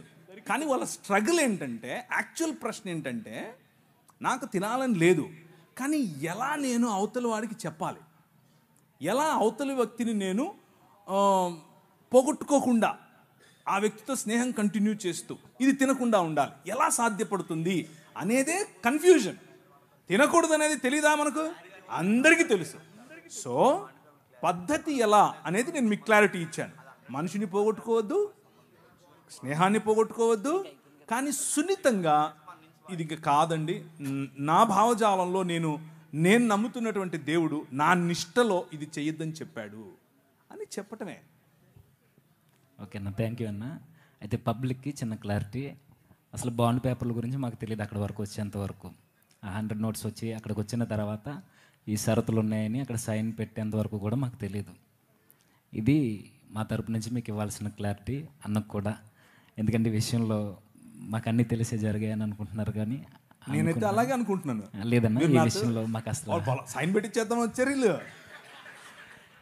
లేదన్నా, అక్కడికి వచ్చేంత వరకు మాకు కూడా ఈ విషయం తెలియదు, బాండ్ పేపర్స్ ఉన్నాయన్న విషయం. అయితే నిజానికి మొదట్లోనే మీరు ఎందుకు రావాలని అనుకున్నామంటే, మిమ్మల్ని పిలవడానికి ముఖ్య ఉద్దేశం కూడా అదే అన్న. మీ నుంచి పబ్లిక్ ఒక వాయిస్ వెళ్ళాలని, మీ నుంచి వెళ్తే అది క్రిస్టియన్ సొసైటీలో కొంచెం బలంగా దాన్ని ముద్రించిన వారం అవుతామని ప్రత్యేకంగా మిమ్మల్ని ఎన్నుకోవడం జరిగిందన్న, మిమ్మల్ని ఫాలో అవుతూ. సరేనా, చాలా చక్కని సమాధానాన్ని మాకు అందించారు. Thank you brother. అయితే ఇంకా కొన్ని ప్రశ్నలు ఉన్నాయన్న. ఆ ప్రశ్న ఏంటంటే, ఇప్పుడు కింద నుండి వచ్చిందన్న మాకు. ఇప్పుడు కొంతమంది క్రైస్తవేత్తరులు క్రిస్టియానిటీని తప్పుపడుతూ బైబిల్కి భౌగోళికమైన ఆధారాలు లేవనుకుంటూ, మా మత గ్రంథాల్లో మా దేవుళ్ళు సంచరించిన భూభాగాలు ఉన్నాయి, వారు సంచరించిన ప్రాంతాలు, భౌగోళిక ఆధారాలు, పురావస్తు ఆధారాలు అన్నీ ఉన్నాయని కొన్ని ఆధారాలను మాకు చూపిస్తున్నారు. ఏంటంటే రామసేతుకు సంబంధించిన ఆ బ్రిడ్జ్ కావచ్చు, ద్వారకాకు సంబంధించిన కావచ్చు. అసలు ఈ గాథలన్నీ నిజంగా జరిగినవేనా? ఇవి కొంతమంది పెద్దలు అన్నట్టుగా ఇవి పుక్కిటి పురాణాలు అన్నట్టుగా ఇవేనా కల్పిత కథలా? ఎంతవరకు వాస్తవం? బైబిల్కి మిగిలిన గ్రంథాలకి వ్యత్యాసం ఏంటో ఈ నిజమైన ఆధారాలు కాదన్నా తెలియజేయండి. సో వారు చెబుతున్నటువంటి పురావస్తు ఆధారాలు ఏవైతే ఉన్నాయో అవి ఏవి కూడా వారు రచించుకున్న కావ్యంలో చెప్పినటువంటి స్థలాలకు సంబంధించినవి కావు. ఉదాహరణకు రీసెంట్గా గౌరవ సుప్రీంకోర్టు వారు రామ మందిర నిర్మాణం జరిగినటువంటి చోటు అది రాముని పుట్టుకకు సంబంధించింది అన్నటువంటి ఆధారాలు లేవు అని చాలా క్లియర్గా చెప్పింది. అక్కడ రామ మందిరం ఇంతకు ముందు ఉన్నట్లుగా ఆధారం లేదు అని చాలా క్లియర్గా చెప్పింది. కానీ మనోభావాల కోసం, సొసైటీలో శాంతి భద్రతలు నెలకొల్పడం కోసం అక్కడ రామ మందిర నిర్మాణం చేయమని ఉత్తర్వులు ఇచ్చింది. సో సుప్రీంకోర్టుకే దొరకలేదు పురావస్తు ఆధారాలు. ఇంకా మీతో మాట్లాడుతున్న వాళ్ళకి ఎక్కడి నుంచి దొరికాయో మనకు తెలియదు. అది వాళ్ళు సొంతంగా వాట్సాప్ యూనివర్సిటీ అంటారు దాన్ని. అది వాట్సాప్ యూనివర్సిటీలో దొరికింది. ఇకపోతే కొన్ని విషయాలు చూద్దాం. మీరు అడిగినటువంటి బ్రిడ్జ్ ఏదైతే ఉందో దాన్ని యాడమ్స్ బ్రిడ్జ్ అంటారు. అది వానర సైన్యం నిర్మించినటువంటి వారధి కాదు. దాన్ని యాడమ్స్ బ్రిడ్జ్ అంటారు. అది న్యాచురల్గా ఫామ్ అయినటువంటి ఒక భూభాగము మాత్రమే. అయితే ఒక ప్రశ్న, ఏంటి ఆ ప్రశ్న అంటే, ఒక ఆయన లంకలోకి ఎగిరి వెళ్ళిపోయాడు. వీళ్ళకి బ్రిడ్జిలు ఎందుకు కావాల్సి వచ్చాయి? వీళ్ళు ఎగరొచ్చుగా. ఇంకో భలే ఉంటుంది చూడండి. ఒక ఆయన విమానం, ఆ రోజుల్లో విమానాలు ఉన్నాయంట, విమానం వేసుకుని పోయాడు. ఎందుకు అని అంటే, ఒక ఆయన తలకాయ కింద పెట్టి పైన కాళ్ళు పెట్టి తపస్సు చేస్తున్నాడు. అంటే ప్రార్థన చేస్తున్నాడు. తపస్సు, ప్రార్థన, భగవన్ నామ స్మరణం చేస్తున్నాడు. ఈయన వెళ్ళాడు, విమానం దిగి కత్తి తీశాడు. నీ పేరేంటి అన్నాడు. అంటే నా పేరు, నేను ఫలానా కులానికి చెందినవాడిని అని అన్నాడు. నా పేరు చెప్పాడు, అంతే, వేసేసాడు. మరి ఆ రోజు విమానం ఉండింది, అంతకుముందు ఎందుకు లేదు? అప్పటికి ఇంకా కనుక్కోలేదా? సో పురావస్తు అని అడిగితే సరిపోదు, పురావస్తు శాఖ వాళ్ళు ఇచ్చే ఆధారాలు ఉండాలి కదా. కథలోనే ఇన్ని పొరపచ్చాలు తెలిసిపోతున్నాయి మనకి. విమానం ముందు, ఇప్పుడు అక్కడ యుద్ధం అంతా అయిపోయింది. యుద్ధం అంతా అయిపోయిన తర్వాత వారధి మీద వచ్చారా? లేదు, విమానంలోనే వచ్చారు, పుష్పక విమానంలో వచ్చారు. అంతకుముందు ఎందుకు లేదు అది? ఇట్లాంటి ప్రశ్నలు చాలా అవుతాయండి ఇంకా. సో అదే వారధి అవసరం లేదు. ఈ మాటలు ఏవైతే చెప్తున్నారో ఇవి తరువాత లేటరల్ డెవలప్మెంట్స్ అంటారు వీటిని. అంటే తరువాత డెవలప్ చేసుకున్నటువంటి ఆధారాలు, తరువాత డెవలప్ చేసుకున్నటువంటి కాన్సెప్ట్స్. సో అవి నాకు అర్థమైనంతలో, నేను రికార్డెడ్గా చెప్తున్నాను, నేను చదివినంతలో, పుల్లెల రామకృష్ణుడు గారు రాసినటువంటి, వారు తర్జుమా చేసినటువంటి వాల్మీకి రామాయణం నేను చదివాను. అది కూడా దేనికి చదివాను అంటే, మన హిందూ మిత్రులు కొంతమంది వారు వేసే ప్రశ్నలకు సమాధానం చెప్పడం కోసం అదే పనిగా కూర్చొని అన్ని కాండాలు క్షుణ్ణంగా అర్థం చేసుకుంటూ, లైన్ బై లైన్ అండర్లైన్ చేసుకుంటూ చదివాను. కానీ అందులో వారు ప్రస్తావించినటువంటి స్థలాలు కానీ, వారు ప్రస్తావించినటువంటి మనుషులు కానీ, వారు ప్రస్తావించినటువంటి కోటలు కానీ, వారు ప్రస్తావించినటువంటి భారతంలో కూడా వారు ప్రస్తావించినటువంటి ఇళ్ళు కానీ ఏదీ ఇప్పుడు మనకు లభ్యంగా లేదు, ఏదీ మనకు అందుబాటులో లేదు. ఒకవేళ ఉంటే ఆర్కియాలజికల్ సొసైటీ ఆఫ్ ఇండియా అని ఒక వెబ్సైట్ ఉంది. అది భారతదేశ పన్ను, మనమందరం పన్ను కడతాం, భారతదేశ గవర్నమెంట్ వాళ్ళు ఆ వెబ్సైట్ పెట్టారు. అందులో తప్పకుండా ఉంటుంది. లేదు, బౌద్ధానికి ఉంది, జైనానికి ఉంది, క్రైస్తవానికి ఉంది. అశోకుడు జీవించిన కాలంలో శిలాఫలకాలు పెట్టాడు. అందులో అరమైక్ భాష ఉంది, అందులో తమిళ భాష ఉంది, అందులో పాలి ధమ్మలిపి ఉంది. సంస్కృతం లేదు, హిందీ లేదు, ఏం లేదు. సో ఇది ఈ పురావస్తు శాఖకు సంబంధించినటువంటి ఆధారాలు. ఉదాహరణకు లిపి, ఉదాహరణకు శిల, ఉదాహరణకు శిలా శాసనములు, ఉదాహరణకు మందిరములు, ఇలాంటివేవి కూడా వాళ్ళు చెప్తున్నట్లుగా లక్షల సంవత్సరాల క్రితం ఉన్నాయి, ఏమీ లేవు. అదంతా బూటకం. కొద్దిగా ఎప్పటి నుంచి మొదలైంది ఈ ఆధారాలు దొరకటం అనంటే, క్రీస్తు శకం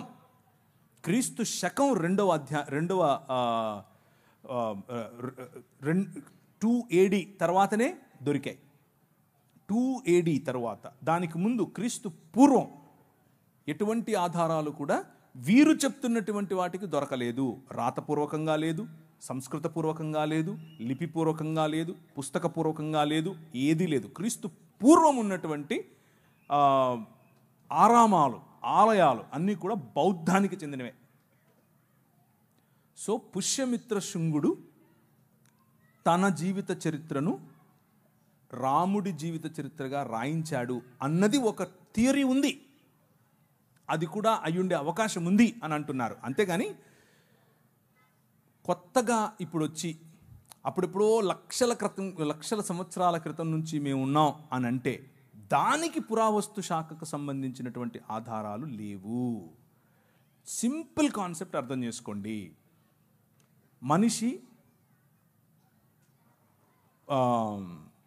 వనవాసిగా ఉండి ఆ తర్వాత మెల్లిమెల్లిగా రాతి యుగం, ఆ తర్వాత మెల్లిమెల్లిగా లోహయుగం అంటే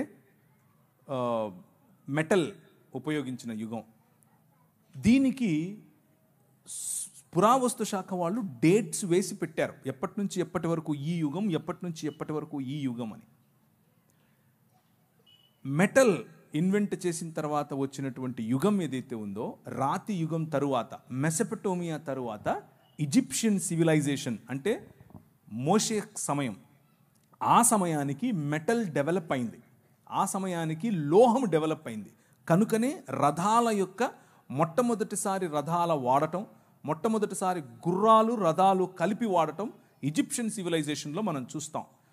గుర్రాలు ఆ తరువాత దాదాపు కొన్ని వందల సంవత్సరాల తర్వాత మెల్లిమెల్లిగా ఈ జంబూక ద్వీపం అని పిలువబడినటువంటి భారత ఇండియన్ సబ్ కాంటినెంట్ అనేదైతే అంటున్నామో ఆ ప్రాంతాలకు వచ్చాయి. గుర్రాలు వచ్చింది మోషే తరువాత యుగంలో, మోషే మరియు ఈజిప్షియన్ సివిలైజేషన్ తరువాతి కాలంలో, అంటే క్రీస్తు పూర్వం మహా అయితే 1000 సంవత్సరాలు. అప్పుడు గుర్రాలు వచ్చాయి, రథాలు వచ్చాయి. 1,00,000 ఏళ్ల క్రితం గుర్రాలు రథాలు ఎక్కడి నుంచి వస్తాయి? ఇంత చిన్న ప్రశ్న రాదా మనుషులకి? లేవు. అది మీరు అడిగిన ప్రమాణంలోనే ఆర్కియలాజికల్ సర్వే ఆఫ్ ఇండియా వాళ్ళే ఒప్పుకున్నది. అది రీసెంట్గా ఐఐటి ఖరగ్పూర్ వాళ్ళు ఇలాంటి ఒక క్యాలెండర్ సృష్టించి ప్రజల్లో ఈ సనాతన ధర్మం అనే కాన్సెప్ట్ను ఐఐటి వాళ్ళు, ఇండియన్ ఇన్స్టిట్యూట్ ఆఫ్ టెక్నాలజీ, వాళ్ళకి ఏం పని మతంతో, వాళ్ళు కూడా ఈ వాట్సాప్ యూనివర్సిటీ మొదలుపెట్టారు. వాళ్ళ కోసం మేము రెగ్యులర్గా వాళ్ళకు వినిపించాల్సినటువంటి మంత్రాలు వినిపిస్తూనే ఉన్నాం. అది కాదు, దానికి ఆధారం లేదు, ఏ ఆధారము లేదు. కానీ ఇప్పుడు మీరు అదే బైబిల్ని తీసుకోండి. వారు బైబిల్లో చెప్పిన ఇశ్రాయేలీయులు చేసిన నిర్మాణంలో భాగమైనటువంటి పిరమిడ్స్ ఉన్నాయా? ఉన్నాయి. ఇశ్రాయేలు మాట్లాడుతున్నటువంటి ప్రదేశాలు ఉన్నాయా? ఉన్నాయి. ఐగుప్తు దేశం ఉందా? ఉంది. నది ఉందా? ఉంది. యొర్దాను నది ఉందా? ఉంది. ఎర్ర సముద్రం ఉందా? ఉంది. బెత్లెహేమ్ ఉందా? ఉంది. యెరూషలేం ఉందా? ఉంది. తెలవీవ్ ఉందా? ఉంది. తూరు పట్టణం ఉందా? ఉంది. తర్షీష్ ఉందా? ఉంది. ఏది లేదు. ప్రతి ఒక్కదానికి ఎవిడెన్స్ ఉంది. ఫలానా రాజు ఫలానా సమయంలో ఫలానా చోట ఫలానా జనాభా లెక్కలేశాడు, అప్పుడు యోసేపు మరియను తీసుకెళ్ళాడు. వెళ్తే మనకు తెలీదా? కైసర్ అగస్తస్ ఏం చేశాడు, కైసర్ తిబేరియస్ ఏం చేశాడు, వాళ్ళు ఏ విధంగా జనాభా లెక్కల కోసం అందరినీ వెళ్ళమని చెప్పారు. This is all recorded, tracked. So ఆ రోజు ఉన్నటువంటి హిస్టోరియన్స్ జోసిఫస్ కావచ్చు, ప్లైనీ కావచ్చు, టాసిటస్ కావచ్చు, వాళ్ళు రాసినటువంటి లేఖలు ఈ రోజుకు మనకు అందుబాటులో ఉన్నాయి. సో ఎక్స్ట్రా బిబ్లికల్ సోర్సెస్ మనకు అందుబాటులో ఉన్నాయి. ఆ ఎక్స్ట్రా బిబ్లికల్ సోర్సెస్ ఉన్న కారణం చేత మనం బైబిల్ నమ్మక్కర్లేదు. బైబిల్కే అవన్నీ తర్వాత వచ్చి మళ్ళీ లైన్ అవ్వాలి. ఎందుకంటే Bible it self is a historical book. అందులో చరిత్ర చాలా స్పష్టంగా రాశారు. గలతీ ద్వీపం ఈ రోజుకుందా? ఉంది. స్మిర్నా ఉందా? స్మిర్నా అంటే ఈరోజు ఉన్న సిరియాలో ఉన్న ఇజ్మీర్ అనే సిటీ. ప్రతి సిటీ ఈరోజు మనం కొన్ని మునిగిపోయాయి, కానీ మెజారిటీ ఆఫ్ ప్లేసెస్ ఈ రోజుకు ఉన్నాయి. అంతటా పౌలు ఇటలీ పటాలమునకు వెళ్ళను. ఇటలీ కనిపిస్తుందా ఈరోజు? లేదా? ఎస్. ఆయన అరియపెగస్ అనేటటువంటి ఉందా? లేదా? ఈ రోజుకు ఉంది. సో బిబ్లికల్ డేటా, బైబిల్కి ఉన్నటువంటి డేటా ఒకవేళ తీసి దానికి ఉన్న ఆర్కియలాజికల్ ఎవిడెన్స్ ఒక తక్కెడలో ఒక పక్క పెడితే రెండో పక్క వీళ్ళ పుస్తకాలు అన్నీ కలిపి తర్వాత ముస్లింల పుస్తకాలు అన్నీ కలిపి ఆ తర్వాత ఇంకా ఏమేమి ఉన్నాయో అన్నీ కలిపి బౌద్ధం తప్ప, బౌద్ధానికి చాలా ఎవిడెన్సెస్ ఉన్నాయి. ఇవి పెడితే ఇలా ఉండేది 1 ఇంచు కూడా పైకి లేదు. ఎందుకంటే ఏం లేదు ఇక్కడ. ఏమీ లేదు ఇక్కడ అంతా ఉంది. సో మీరు అరిస్టాటిల్ నమ్ముతారు, అరిస్టాటిల్కి ఎవిడెన్స్ లేదు. మీరు అలెగ్జాండర్ ది గ్రేట్ నమ్ముతారు, అలెగ్జాండర్ గ్రేట్ ఎవిడెన్స్ లేదు. యేసు ప్రభుకు ఎవిడెన్స్ ఉంది. అరిస్టాటిల్ పంపగా వచ్చిన దాన్ని ఏమంటారు, గ్రీక్ ప్రపంచాన్ని జయించాలనుకున్నటువంటి ఈ అలెగ్జాండర్ ది గ్రేట్ వారి పిల్లలలో ఒకడైనటువంటి ఈ శంగులు కాదు, క్షమించండి, వాళ్ళలో ఒకడైనటువంటి అశోకుడు కదా, ఆయన ఇంట్లో గ్రీక్ మాట్లాడాడు. మరి అందుకనే గ్రీక్లో శిలాఫలకాలు కనిపిస్తాయి మనకు భారతదేశంలో. అలాంటిది సంస్కృతంలో కనిపించాలిగా. ఒక్కట్లేదు. I'm not exaggerating. ఒక్కటి కూడా లేదు. మరి ఏదో చూపించండి ఆర్కియలాజికల్ ఎవిడెన్స్ ఎక్కడుందో. సో ఇదంతా కూడా ఆయాసం, అంతే.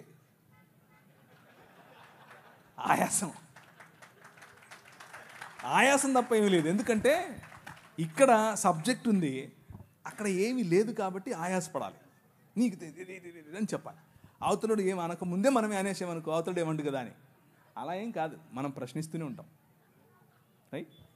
ఓకేనా, థ్యాంక్ యూ అన్న. అయితే ఇప్పటివరకు మీరు చెప్పిన సమాధానం బట్టి మాకు అర్థమైంది బైబిల్ ఒక పరిశుద్ధమైన గ్రంథం అని. దీనికి చాలా ఎవిడెన్స్ ఉన్నాయని.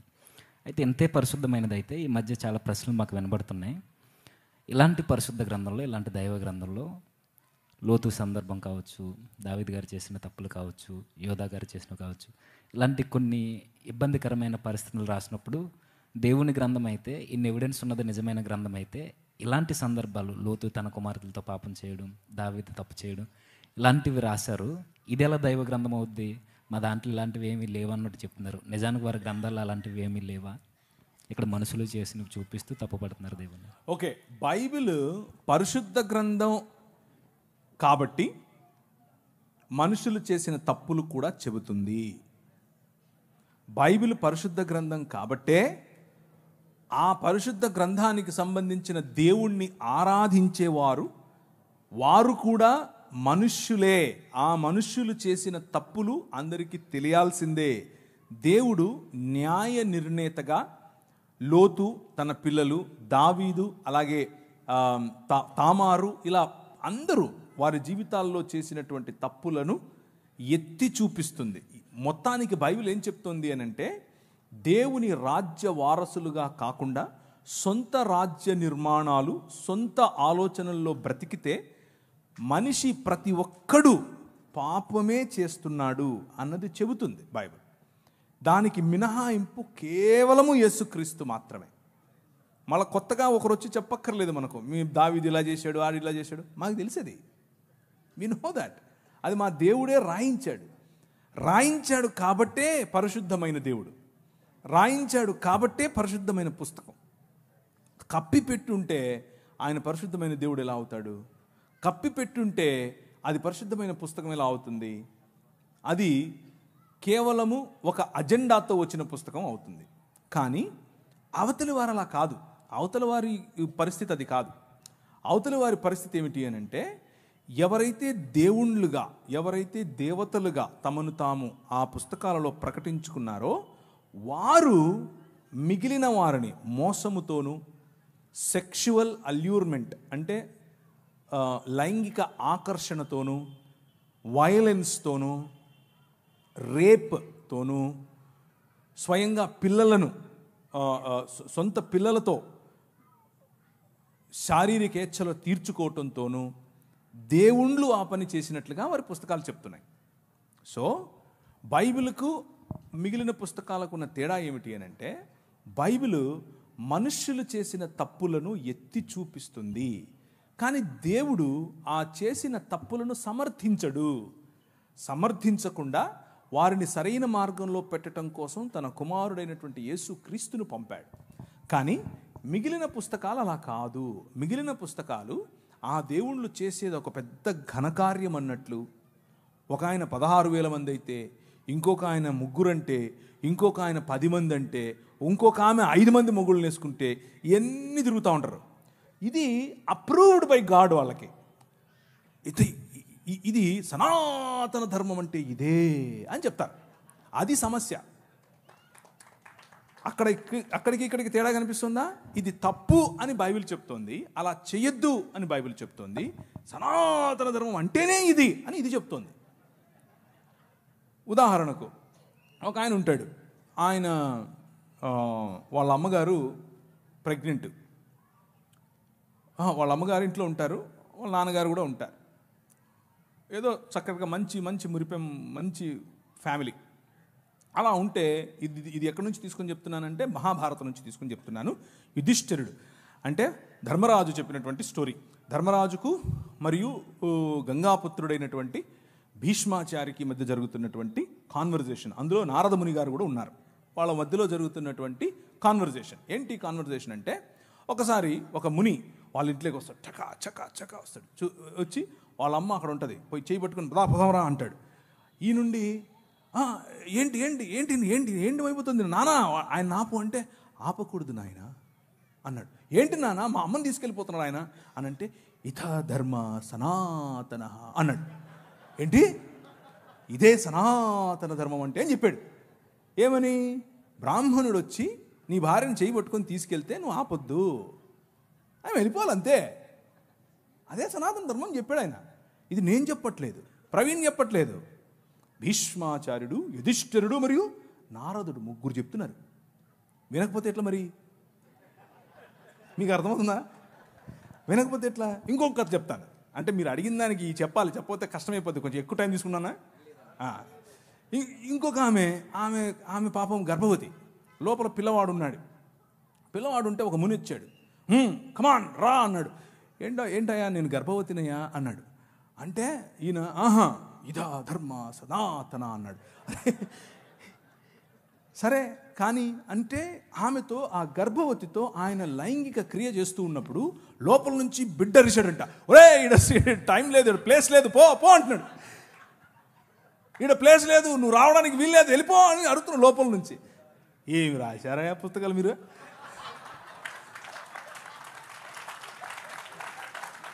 మీరు వచ్చి బైబిల్ని అడుగుతారా?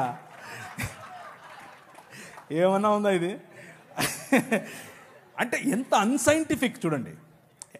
లోపల ఉన్న పిండం అరుస్తే కూడా తెలుసుకోలేనంతోడిని తీసుకొచ్చి నువ్వు పుస్తకాలు రాసుకొని ఇది సనాతన ధర్మం అని చెప్తావు మాకు. కాబట్టి Bible is a matchless book. Matchless.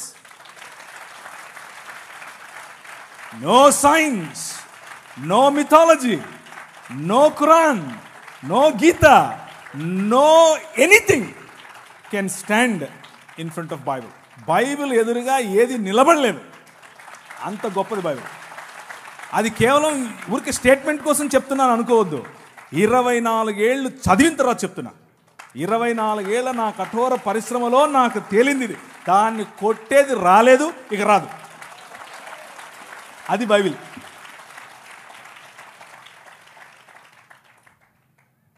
ఇంకా థ్యాంక్ యూ అన్న.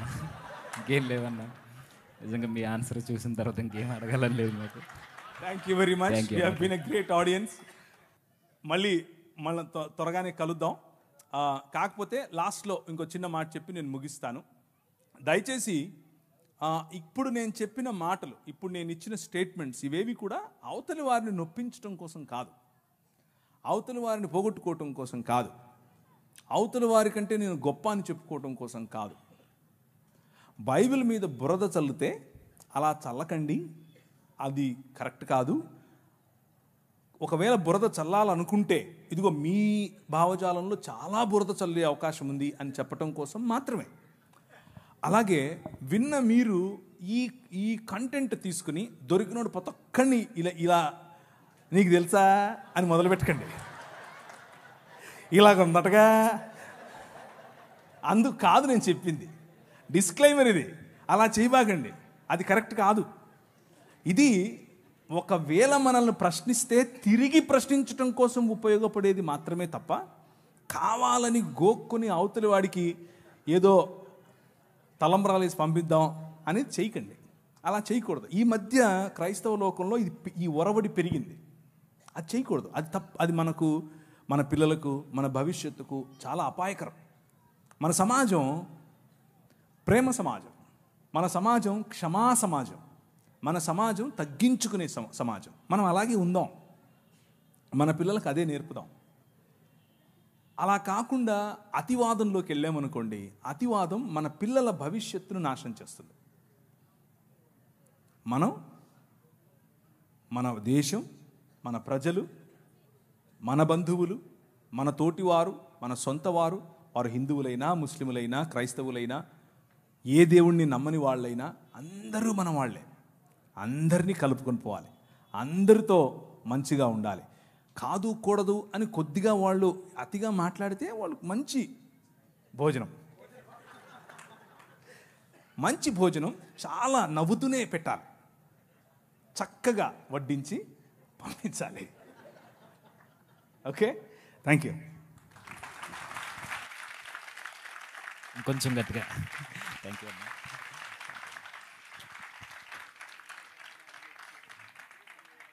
నిజంగా అందరూ చాలా హ్యాపీగా ఉన్నారనుకుంటా. ఉన్నారా? ఒకసారి చప్పట్లు కొడదామా మరి? వెరీ గుడ్, థ్యాంక్ యూ అన్న. చాలా చక్కని సమాధానాలు అందించినందుకు నా ప్రత్యేకమైన వందనాలు తెలియజేస్తున్నాను. అలాగే రాత్రికాలం ముందు దీనికన్నా ఇంకా జోస్ అంటే వాక్యంలో, నిజానికి ఇప్పుడు వర్తమానం జరగాలి కానీ ముందు క్వశ్చన్ అవర్ జరుగుతుంది కాబట్టి దీనికి ఇలా కంటిన్యూ చేయడం జరిగింది. రాత్రికాలం ముందు మిషనరీ వ్యవస్థ కొరకు మన భారతదేశంలో వారు చేసిన రిఫార్మేషన్ ఎలా జరిగిందో దీని అంతటికి సంబంధించిన నాలెడ్జ్ కొరకు మనం విందాం. ఎందుకంటే నేడున్న క్రైస్తవ్యానికి తెలియాల్సిన సంగతులు, నిజానికి ఇలాంటి విషయాల్ని ఎవరు పెద్దగా చెప్పరు. కానీ ఈరోజు మనల్ని ప్రేమించి మనకి ఈ విషయాల్ని మనతో పంచుకోవడానికి అన్న చాలా దూర ప్రాంతం నుండి రావడం జరిగింది. కాబట్టి మనం అందరం వినడానికి అవసరమైతే మనం త్వరగా మనం పనులు ముగించుకొని జస్ట్ ఒక 20 minutes లేదా 30 minutesలో మనం ఇక్కడికి వస్తే త్వరగా అన్నకి సమయం ఇద్దాం, ఎక్కువసేపు దేవుని మాటలు విందాం. ఎందుకంటే అన్న మనతో ఉండేది కొద్ది సమయమే కాబట్టి ఈరోజు మనం కేటాయిద్దాం. రేపు కూడా ఉండడానికి తల్లిగారి కొరకు మనం అందరం ప్రార్థన చేద్దాం. ఒకసారి అందరూ లేచి నిలబడదామా? నిలబడు. అన్నీ జేమ్స్ అని వచ్చి ప్రార్థన చేయాలని సమయాన్ని అన్నీ అప్పగిస్తాం. ఆలస్యమైంది, మళ్ళీ త్వరగా మనం ప్రారంభించుకుందాం. Okay right. సాయంత్రం మనకి మళ్ళా యథావిధిగానే మనకు స్టార్ట్ అవుద్ది. సాయంత్రం మరొక సాంగ్ డే మన దగ్గర మ్యూజిక్ ప్లే చేస్తున్న సహోదరులు ఎవరైతే ఉన్నారో టిన్ను బ్రదర్ గారి యొక్క ఆధ్వర్యంలో వారి జోనర్లో ఇదే వేదిక మీద సాయంత్రం మరొక నూతన గీతం మనం రిలీజ్ చేయబోతున్నాం. దయచేసి అందరూ త్వరగా రండి. సహోదరు యొక్క కీర్తన కూడా సార్వత్రిక సంఘానికి అవసరం. ఆ కీర్తన కొరకు కూడా మనం టైం కేటాయిద్దాం. అలాగే మొదటి వర్తమానం ఉంటుంది, రెండో వర్తమానం అనేది ఉంటుంది, మధ్యలో ఈ కార్యక్రమం జరుగుద్ది. మీరు యథావిధిగా ఈ కార్యక్రమానికి మీరు అటెండ్ అయిపోండి. అలాగే ఉదయకాలం వేళ ప్రసాద్ అంకుల్ యొక్క చుట్టాలు పెద్దవారు ఇలా వస్తున్నప్పుడు ఈ రోడ్డు మీద యాక్సిడెంట్ జరిగింది. తల్లిగారికి తలకు గాయం అయిందన్నారు, నడుము కూడా ఏదో ఇబ్బంది అయిందన్నారు. ఆవిడ కొరకు ప్రార్థన చేయండి. ఇందాక చేసాం, దేవుని దయ వల్ల అన్ని రిపోర్ట్స్ బాగున్నాయి, త్వరగా కోలుకోవాలని ప్రార్థన చేయండి. అలాగే ఈ ప్రార్థనలో అన్నగారి యొక్క తల్లిగారి కొరకు కూడా ప్రార్థన చేయండి. చిన్న ప్రార్థన బోధించడానికి, ఆనందించడానికి తగిన పరిస్థితులు ఏర్పరుస్తారని కోరుతున్నాను దేవా. అలాగే ఉదయకాలం వేళ ప్రమాదం జరిగిన తల్లిగారిని బట్టి కూడా ప్రార్థిస్తున్నాం తండ్రి. ఆమెను కూడా లేవనెత్తండి, ఆమెను కూడా బలపరచండి తండ్రి. ఆలస్యమైన తండ్రి ఎన్ని పనులున్నా బయట ఎంతో తండ్రి విచ్చలవిడి తనం తండ్రి, పండగ వాతావరణాలు బయట జరుగుతున్నా అది ఏది సౌందర్యం కాదని కేవలం వాక్యం వినడమే గొప్ప జీవితానికి సౌందర్యం అని తండ్రి. వారి సమయాన్ని రేయనక పగలనక కూర్చొని ఓపికతో వింటున్నారు తండ్రి. వారి ఆసక్తిని బట్టి మీకు స్తుతులు, వారు ఇచ్చిన సమయాన్ని బట్టి మీకు స్తుతులు దేవా. ఇదే ఆసక్తితో మిగిలిన 2 దినాలు మమ్మల్ని నడిపిస్తారని కోరుతూ క్రీస్తునామని ప్రార్థన సమర్పిస్తున్నాం తండ్రి. ఆమేన్. మన తండ్రి అయిన దేవుని ప్రేమయు, కుమారుడైన యేసుక్రీస్తు వారి యొక్క కృపయు, పరిశుద్ధాత్మ దేవుని యొక్క అన్యోన్య సహవాసం ఇప్పుడు ఎల్లప్పుడూ మనందరికీ తోడై నడిపించును గాక. ఆమేన్, ఆమేన్, ఆమేన్. జాగ్రత్తగా వెళ్ళండి.